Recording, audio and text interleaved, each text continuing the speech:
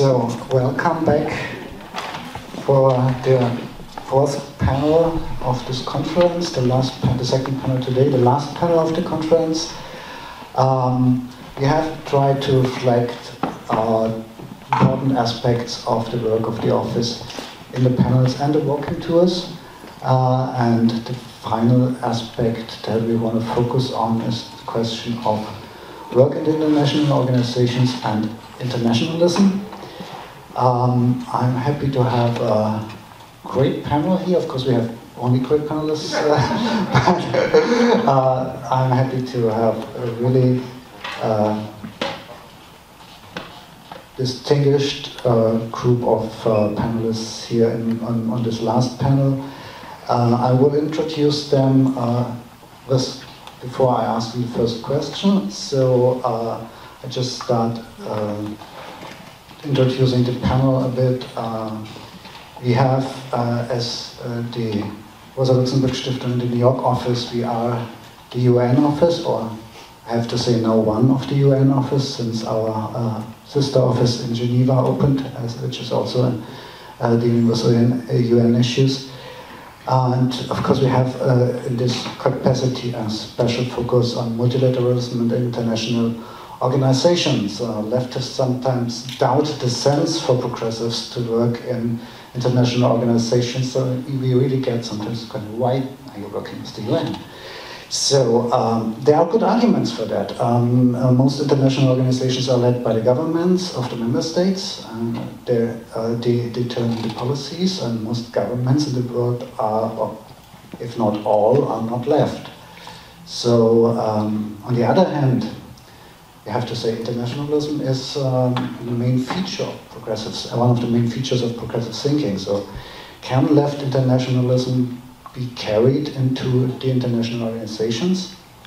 Can internationalism from below use the framework that is set by international organizations? And if so, how? The first question about that is going to John Pfeffer. John Pfeffer is Director of Foreign Policy in Focus at the Institute for Policy Studies. He's author of numerous books. I didn't want to pick a couple of them and leaving others out. Amongst them, I have to say, two dystopian novels, very interesting, and even more numerous articles. RLS and IPS have long cooperated on issues of foreign policy. My question, John, what is your experience with the UN and the multilateral institutions? How is multilateralism in the US? And the second and related question, how is multilateralism in the US in general reflected? So, thank you, Andreas, for that introduction. Thank you for the kind invitation to participate here. Thinking about this question about my involvement with international organizations, I thought at first, well, I'll talk about an issue, like nuclear disarmament or climate change, and my relationship to international institutions or the UN on that. And I thought, no, I'm going to give you a more interesting response, a weirder response. And one you'll think, why is he talking about that? And that is North Korea. I'm going to start with North Korea. And why is North Korea a weird way into this question? Well, it's weird because when we think of North Korea, we think, well, it's perhaps one of the least multilateral engaging countries in the world. I mean, we think of North Korea, we think of a country that is developing its own nuclear weapons program in defiance of the international community, thinking about a country that has refused any international vaccines, one of only 2 countries in the world, a country that has largely been outside the global economy, not necessarily by its own choice, but has developed black market and gray market activities in the economic sphere. In other words, a country that has basically gone its own way in the international arena. I worked in North Korea and around North Korea with the American Friends Service Committee 20 years ago and then subsequently. And visiting North Korea, I learned very quickly about the importance of a particular word in Korean, And that word is urishik. Urishik. Urishik means our way. So urishik sawejui means our style of socialism. Or urishik naengmyeon means our style of cold noodles. So urishik is a really important word in North Korea. And so North Korea's approach to multilateralism and the UN is urishik. It's our way of approaching international institutions. When I was there in the late 90s, there was, of course, the World Food Program. And this was a major engagement for North Korea in the international sphere, and also the people that I talked to, number one, when I went to Pyongyang, because of the collapse of North Korea's industry and agriculture, it became very dependent on international assistance. Now, of course, this was not something that North Korea wanted, okay, because this was an acknowledgement, of course, that the system had failed in some important ways and that they had to become dependent on international sources of assistance. It was also not something it wanted in part. If any of you know the history of North Korea and the Korean War, of course, the United States and other countries intervened under the banner of the United Nations. And so the United Nations became a dirty word in North Korea. The United Nations became another word for kind of imperial interventions and imperial control, a kind of mask for the Western powers. But as I said, North Korea had to engage with these international institutions, not just the World Food Program, but the UNDP and other international institutions. But there was another way that North Korea interacted with international institutions, and one that is perhaps more surprising and in some sense more proactive, and that was becoming a signatory to important international accords, some of them even human rights accords. And of course, the popular judgment of North Korea is that it doesn't pay any attention to human rights, and it's true, it has a terrible record on human rights, but it does sign some UN accords, including more recently one on disabilities. And that occasioned the visit of the UN Special Rapporteur on Disability Rights to North Korea, the first visit of anybody connected to human rights of any sort to North Korea. So why did it do this? I mean, this was not something, of course, that was necessary from the point of view of need, but North Korea thought it was important to participate in international norms and international institutions as befits a country that is an important country. If you're an important country in the world, you have to participate in these institutions. And it also led to a kind of second view of the UN. Okay, the first one I mentioned is the UN as a kind of tool of Western imperialist powers. The second view is that the UN is, still has some residue of kind of third world solidarity connected to it. A kind of a non-aligned movement ethos that you might see in UNCTAD today, for instance. And many of the people who worked in North Korea, who were from UN institutions, came from the global south. And they had a very different perspective about North Korea than, say, Americans going to North Korea. American going to North Korea was like, this is a terrible country, it's repressive, you know, I can't wait to get out, okay? But someone from the global south came there and said, you know, I'm really impressed with the industrial development that North Korea has gone through. And so North Korean officials felt that they were participating at a more equal level with folks from the UN and international institutions, especially those who came from the global south.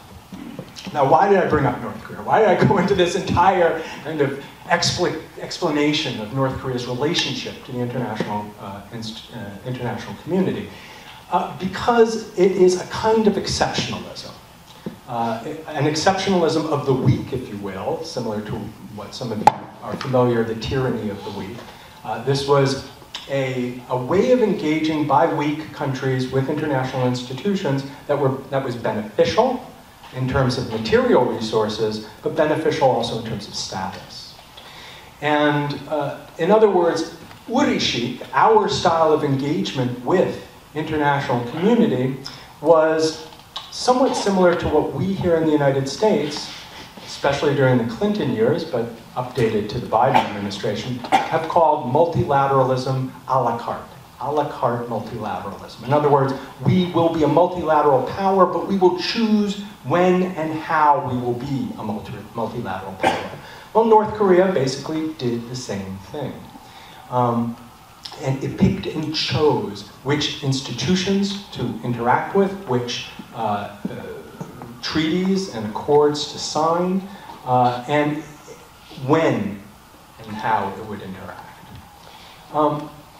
This kind of approach to exceptionalism, I think, is extraordinarily important to talk about in light of what we talked about yesterday, which is the rise of the far right. What is one of the key elements of the far right movements throughout the world? It's their attitude toward multilateral institutions, their exceptionalism, if you will, their own Uri-chic approach to the UN, or their a la carte multilateralism. Think of Viktor Orban in Hungary and his relationship, of course, to international institutions, but more relevantly, his attitude toward the European Union. He will deal with the European Union on his terms. He'll get the material resources from Brussels, but he will ignore the European Union on a number of other issues: freedom of judiciary, freedom of speech, freedom of assembly, etc. Same can be said about Poland. Same can be said about Russia. Vladimir Putin articulates a very important sovereignist approach to international relations. In other words, other countries should not interfere in the sovereign decisions of our country, Russia, and theoretically other countries as well. But of course, because he has a peculiar interpretation of sovereignness, he's allowed to intervene in the sovereign nation on his border.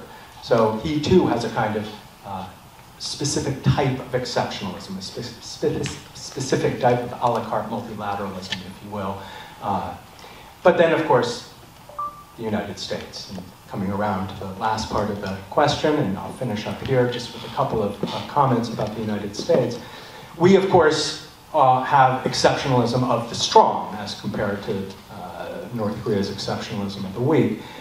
We decide that we will participate in multilateral institutions and accords when we can, but we will fall back on unilateralism if we must. We're familiar, of course, with the exceptionalism of the MAGA crowd, of Donald Trump, etc., his abrogation of treaties, his pulling the United States out of international institutions. But of course, this exceptionalism, this a la carte multilateralism, applies to liberal Bill Clinton, and it applies to Joe Biden today. I can go into greater depth later in question and answers about what it is, how to define kind of the Biden administration's peculiar type of multilateralism, but I'll leave that for later. But I'll just end with one comment about predictability, and that is, one of the strengths of multilateralism and multilateral institutions is to, in my mind, increase predictability in geopolitics. In other words, what has plagued the international sphere for centuries is unpredictability, the unpredictability of war, the unpredictability of course, pandemics and response to pandemics, unpredictability of climate change, etc. But multilateralism is an effort to bring everybody to the same table, onto the quote-unquote same page when it comes to treaties and accords, in order to have a more predictable response so that states can make better plans for the future. Exceptionalism is the opposite of that. It's unpredictability. Because if a country says, I'm going to do it my way, either a la carte multilateralism in the US case, or Uri-chic approach in the North Korean case, it increases unpredictability. We don't know what North Korea is going to do, okay? Even though it has a relatively constant regime in power, it's still relatively unpredictable when it's going to test, for instance, a nuclear weapon. The United States has unpredictability baked into the system as a result of democracy. We don't know who's going to be chosen for president, which way the Congress is going to go. And so from a Trump administration to a Biden administration, you have a complete reversal in many respects of US foreign policy. And other countries around the world are like, we can't trust you. You have become an unpredictable power. You are frankly, just like North Korea, except you're wealthy and you have lots more nuclear weapons. But we, as a result, are going to hedge our bets. And that, I think, is the greatest challenge with the rise of the far right, is greater unpredictability in international relations and a greater tendency of institutions and countries to hedge their bets with respect to the powerful exceptions like the United States and the weak exceptions like North Korea. And I'll leave it there. Thank you. Thank you, John. John already mentioned one of the big multilateral organizations that are for us and Germans pretty close. And it brings me to our next panelist that I want to call, like, from the more abstract to the more concrete. Furthermore, then, Helmut Scholz is a member of the European Parliament for Die Linke, the left party in Germany. He serves in the Committee on International Trade and the Committee on Constitutional Affairs, and is, amongst others, a member of the delegation for relations with the United States. Before being elected to the European Parliament for the first time in 2009, he was for many years head of the Department of International Policy in the National Office of Die Linke. So, Helmut, from the point of view of a left politician, are you able to influence the agenda of first the EU, but also the international organizations the EU is dealing with, or Germany is dealing with, in a progressive sense? And if so, under which circumstances is this possible? First of all, thank you for the invitation to participate in the 2 days conference for the 10th anniversary of the Rosa Luxemburg Foundation. That was my luck, that I was here when the office has been opened 10 years ago. So in a certain way, it is good to be again here, 10 years after. In the meantime, I was, of course, as a member of the European Parliament with several delegations in Washington, but also New York. Because I was also a member of the United Nations Working Group of the Foreign Affairs Committee of the European Parliament. And of course I would start to discuss with John about the one or the other aspect he just introduced, how we have to deal with multilateralism, because from my point of view as a leftist, we have to be very clear that we have to deal with the behavior of states within the international organizations and at the multilateral level, but of course we have to go deeper. We have to speak about the stakeholders, about the actors.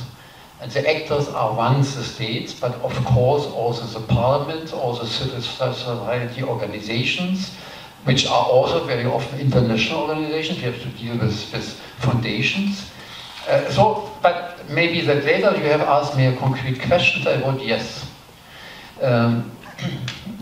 We can influence the way of how the European Union is behaving. Of course, it depends on the strength of the left.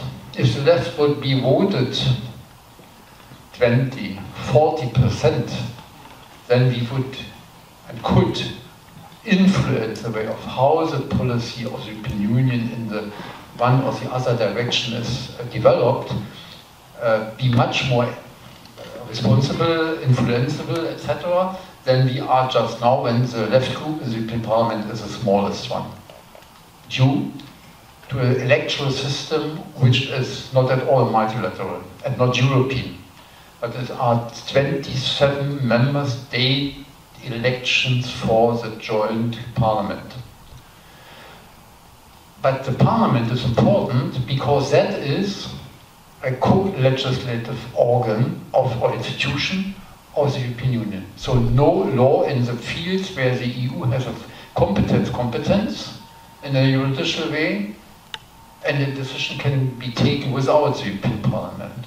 So the question is that when we have such a legislative act, including the questions of international trade, then the European Parliament has to decide on this issue. And if you speaking about climate change as a main challenge today, as I would say, and the necessity to think, to introduce and to implement ideas for the radical social ecological restructuring of the economies of all the 27 member states, then of course it is a task where the left can influence, because we can include it. Just one example, after the last European elections, we had the so-called Spitzenkandidaten system, mean Spitzenkandidat to be nominated and elected as an incoming President of the European Commission, of the top candidate, the Director President of the European Parliament, in a certain way also influence how the European Council is dealing with these developments after the elections. And the Council neglected the existing legislation, and that led to a deep disappointment, because for the first time over the last 20 years we had an increase in the election, because citizens really felt we have to take more active part in the way of how the European Union should function. And with this neglection of this legislative act, which is nothing left, it's just normal rule, normal legislation, the Commission President promised to the European Parliament, I will call for a conference where we are inviting directly chosen citizens, randomly selected, to sit together and say what has to be changed in the European Union. This conference lasted 2 years. I was in the executive board of this conference, and I had the chance, really a chance, to accompany this process. And I was surprised how seriously, how convinced about the rightness of having a participatory approach to shaping, at least in written, not in reality, but in written, how the EU should be developed. There came out a paper about almost 200 pages, 49 concrete recommendations with 305 proposals what should have been done, including changing the relationship between the Parliament, the Council and the Commission, changing the voting system, so that, for example, in the field of foreign security, defense policy, there must be a change from the unanimous voting to the majority voting introduced, so that the EU is really becoming an actor also in the foreign policy fields, or to upgrade the existing social pillar, which is existing in the European legislative files and in the existing European Union, from a secondary law into the primary law, to include it in the treaty. That means, I'm just stopping, to change the treaties. And of course, just now we are in the phase how to implement these recommendations, because that is a promise from all the three institutions. We have listened to you, we take you seriously, and in the democratic understanding, we are obliged to fulfill, to implement these recommendations. The Parliament insists of having a new convention, that means a broad assembly of different stakeholders included, to work out where and how and in which direction the treaties has to be changed.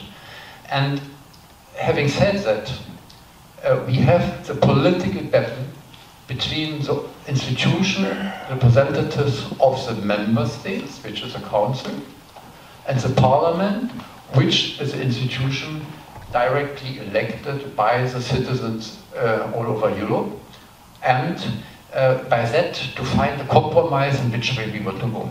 And that is a problem, or it is a challenge, how we are shaping an institution which is not an international institution like the UN or like the WTO or others, but an institution where the competence has been delegated from the member states to this common structure so-called Staatenverbund, that I think is also the norm in English for characterizing the European Union.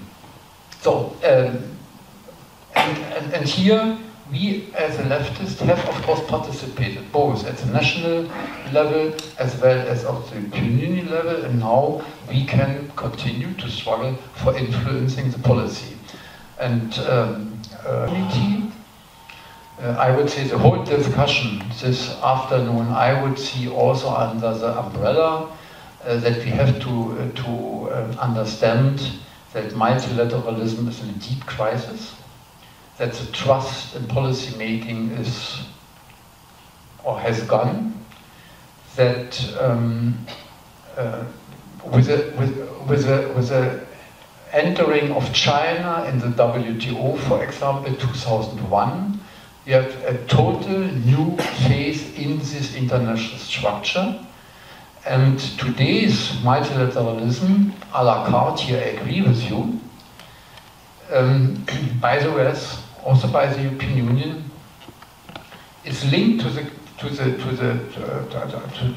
problem that for the first time the self-proclaimed leadership of the United States in the international economic order is not anymore possible with the upcoming uprising markets like China and India. And China is today the reflection of that, what the United States want to suppress as a potential leader of the new world. And the left has to understand that in this economic restructuring of the global economy lies also the reason why the multilateralism in a political understanding is in crisis, because that leads to a reinterpretation of the national and the common international interests. And here I hope that we have in this panel the chance to discuss it a little bit deeper. Thank you. Thank you, Helmut. That was a very comprehensive approach to and also a description of the work that you are doing in the European Parliament. I would like to bring discussion back, and I agree we should turn to the points that you have mentioned at the end on this panel. I will turn the back to the UN and Barbara, and I have to say Barbara specifically asked to speak at this place, not at the place where I originally put her. Barbara Adams has long worked with and inside the UN. In her long career, she served amongst a lot of other appointments as Deputy Coordinator of the UN Non-Governmental Liaison Service, and as Chief of Strategic Partnerships and Communications for the United Nations Development Fund for Women. She is now part-time faculty member at the New School and chair of the board and senior policy advisor at the Global Policy Forum, which is a long-term partner of Rosa Luxemburg Stiftung, New York. Together, Global Policy Forum and Rosa Luxemburg Stiftung just published a report about corporate influence on the UN. Barbara, a very general question. Why should leftist organizations engage with multilateral organizations, and especially the UN? Should they? I assume yes. Should they? I want to say engaging as a leftist with the UN is a pretty lonely endeavor. So the answer is yes, because I need some friends and colleagues. And you've no idea how pleased I am to have been here this last couple of days. There are so many of these different panels I really wanted to jump in on. Because so much of what has been discussed, some of the dynamics that we've been talking about are very similar to some of the whole political tensions in terms of the United Nations. The discussion yesterday with Rajiv and the squad and the political space and the considerations that are being made in terms of what you say when you are taking more progressive positions, the external factors, the safe space, how safe is your seat. I was sat listening to all of that, and frankly, I could have said we're talking about small and medium states in the United Nations, in almost exactly the same kind of dynamic. I could give you a host of examples of where small and medium states don't have the safe space to pursue the issues and the priorities that they would want to pursue in that context because of, and I'm going to have to comment on these two previous comments about what is multilateralism and when it's in crisis, because for most of these states it's been in crisis for decades. The budget reality, let me just say, if you were pursuing a program and you had 3 donors who funded over 50% of everything you did, and 80% of what was funded was tightly earmarked and prescribed by them to certain activities, certain countries, etc., you wouldn't be too happy about your impartiality. This is the reality. This is the reality today, that 3 countries fund over 50% of all of the development work of the United Nations. You don't need to guess. US, Germany, UK. And if you continue to look at the figures, you will see that the next 7, etc., we get to 80% and so on and so forth.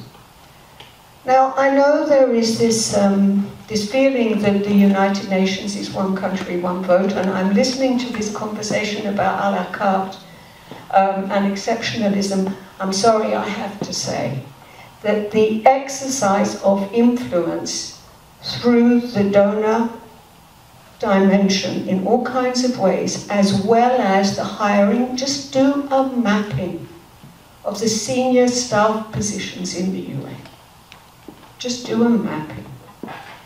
So I would have to say that that influence is exercised. We talk quite often and contrast it with the International Monetary Fund. We talk about the IFIs being $1, one vote, and the UN is one country, one vote. Weighted voting is exercised in the UN. It's exercised in a different way. So if you're a small or medium state, you have a very different kind of thing. You are getting very clear instructions on certain things you can or cannot take the risk on. So that you have all kinds, and then we get very critical about, there's reason to be critical. Please don't misunderstand me. I'm not doing this is all good and this is all bad. I'm just saying that this is really part of the dimension of what we're talking about here, especially if we want to talk about multilateralism. It was very interesting listening to some of the comments and the non-aligned and so on and so forth. I'm not going to read them out because it will take too long. There were some very interesting statements made at the high-level week in the UN in September, not that long ago. We had some very clear statements from a lot of small and medium states, basically saying that it's time to review and look at this. A statement that was very clear that when the United Nations was founded, the majority of countries in the UN were not independent. The governance structure with regard to the panel we just had, I'm sitting there listening and I can see the colonialism isn't over, we know that. But I think we really need to kind of think of the various and multiple different ways in which it's being exercised. Now, the other part on following the money that I want to comment on briefly is the fastest growing. It's just Argentina is quoting, why are the 10 richest people in the world with more wealth than etc. That is said, okay? We have a whole variety of different kinds of arguments that take place. I think that one of the things that we really need to unpack about the United Nations is, how are you represented? How am I represented? It's an accountability framework which is very different, because the reality, apart from summits, The reality of how we are represented is by the executive branch of government. And if we actually look around, not only in multilateralism, but in Europe, in all kinds of areas, frankly, I think there's been a power grab by the executive branch of government. And I don't see the same kind of accountability that there should be to Parliament, to Congress, etc., etc. And so what I find is happening with lots and lots of organizations of civil society is they're spending more of their time trying to influence the executive branch of government. They're putting on the suits and they're going into those rooms. And we have to be really careful that we don't actually get separated, disconnected, 5 steps away, etc., from supposedly, I mean, are we usurping certain people's voices? We need to really kind of look at ourselves as well in all of these kinds of conversations and all of these kinds of dynamics.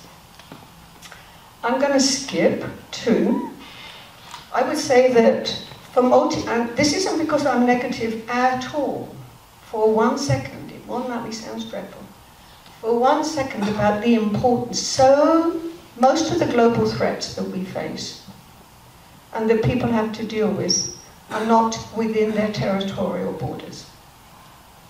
Okay? We're not just talking about military crossing border.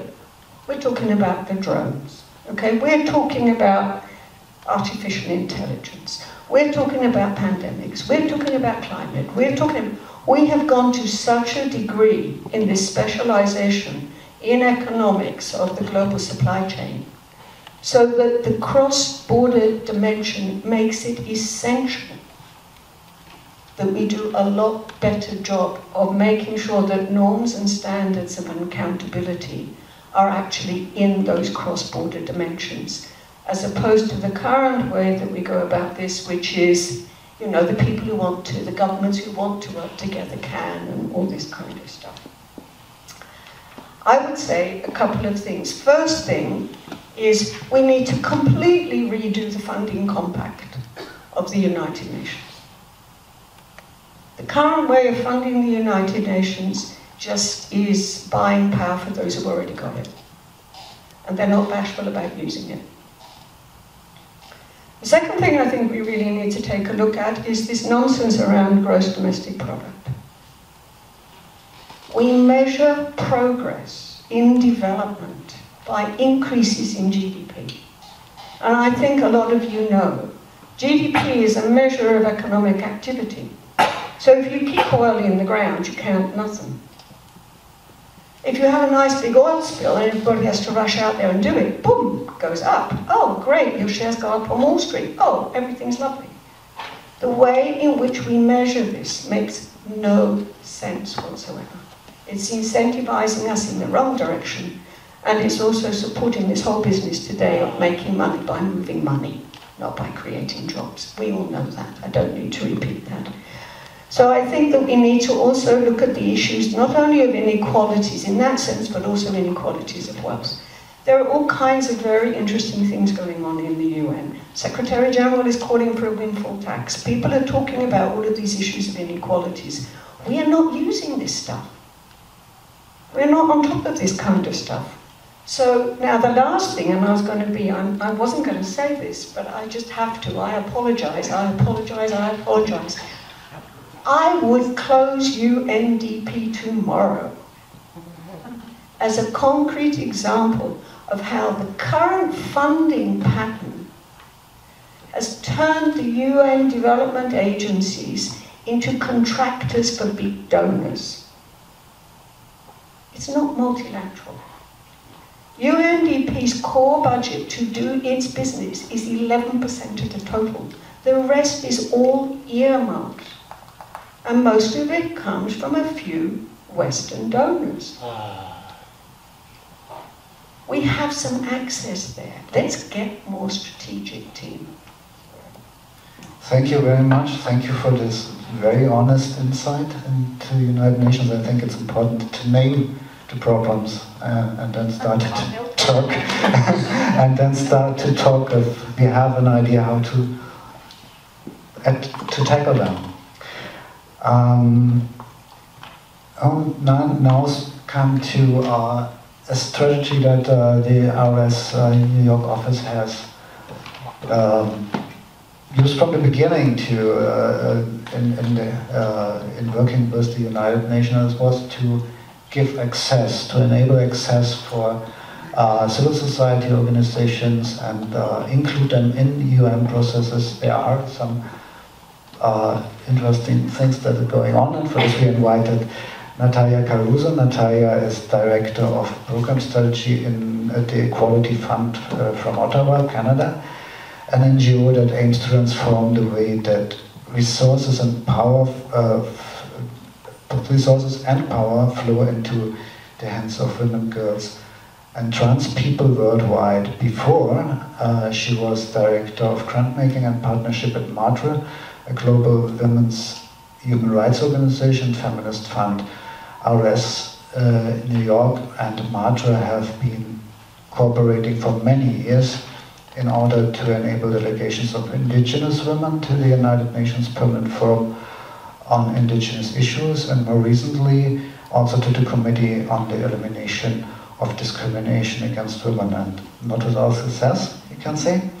Natalia, what successes have you seen for your work and the left in general at the UN level, and what are the challenges you had to run against? Thank you, Andrea and Arles, for inviting me here. Thank you also for being in this wonderful panel. I guess I'm going to pick up from what you were saying about the being strategic, right? Like, I'm finding the strategic openings in the system, and how do you want to create a partnership actually that opens the door of the UN for indigenous women, and a committee that should be looking also at girls, and in particularly indigenous women and girls and that intergenerational relationship. There should be a committee that is giving some guidance to member states in how policies, programs, and legislations could be different when you address the discrimination and the racism that indigenous women and girls face around the world. So we were strategic, and I think we also were conscious about that there is knowledge, there is all that indigenous knowledge, and there are leaders. We didn't have to train or teach necessarily, but we needed to do sort of like a bridge between what the UN expect and what is your reality in your community, right? Like, so kind of like make it a little bit like an adaptation of the language and the demands and the recommendations, so they will be heard, right, by the UN member states, by the special rapporteurs, by the committee. So we've done some annual delegations, as we mentioned, to the Permanent Forum, and in particularly we were able to influence some of the discussions around collective rights and indigenous and individual rights for indigenous women and girls.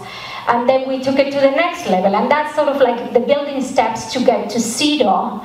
And what we see this as a victory and as a win for the movement is like, and also connecting to like, it doesn't stay here at the international level, right? Like, now it's in paper, it is this general recommendation, so what, right? So I think we have the commitment in how do we make it accessible, and we disseminate the language as an advocacy tool in the local communities. Women in Guatemala, women in Tanzania should know that this general recommendation exists, and that should be the accountability mechanism on how people that, yes, decide things in New York, in Geneva, at this high-level stuff, it really brings the reality and the legislation, the budget allocation, and the policies you want to see in your own community.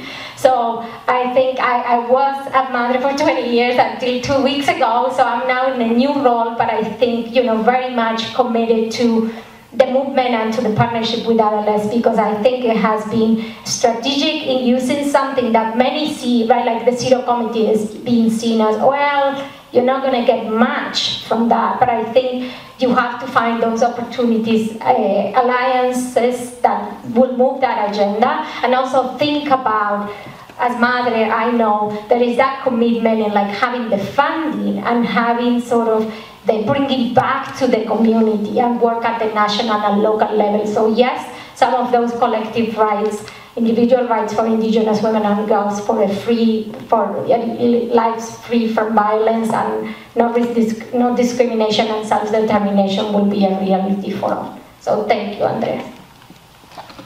Thank you.